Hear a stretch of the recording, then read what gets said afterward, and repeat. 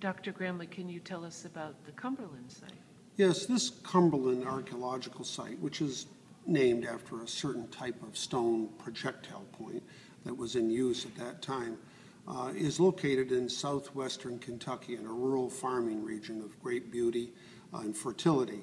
I had always been skeptical that the earliest remains to be found in eastern North America were of the Clovis archaeological culture.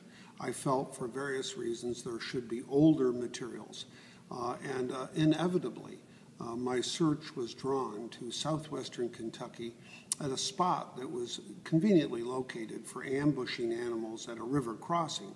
And I had contacted amateurs, and they told me about this site, which was remarkably well preserved. Part of it had never even been farmed.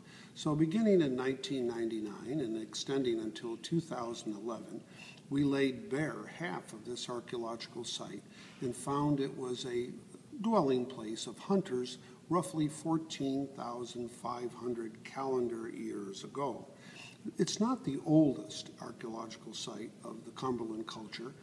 It's in the middle, you might say, of the tradition, but it's still a very early site, a full 1,000 to 1,500 years older than typical Clovis remains.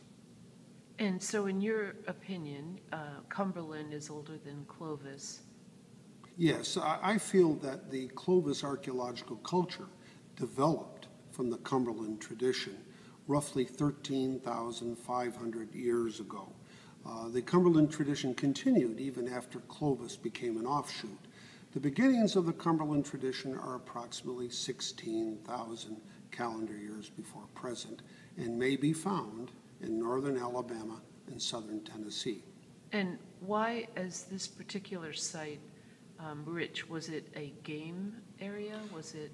The Phil Stratton Cumberland site in Kentucky that we looked at was at a place where animals cross the river in the modern day, and very restricted places to cross this river, the Cumberland River, or the Red River, I beg your pardon. But also we find, looking at the stone tools, we find evidence of plant processing. So there were things there as well that interested them, plants.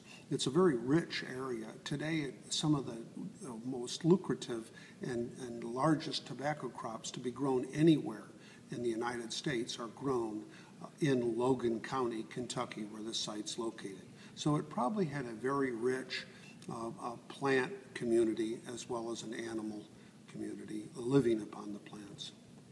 Thank you very much for your short analysis of the Cumberland site. Next, we're going to do Sunderland.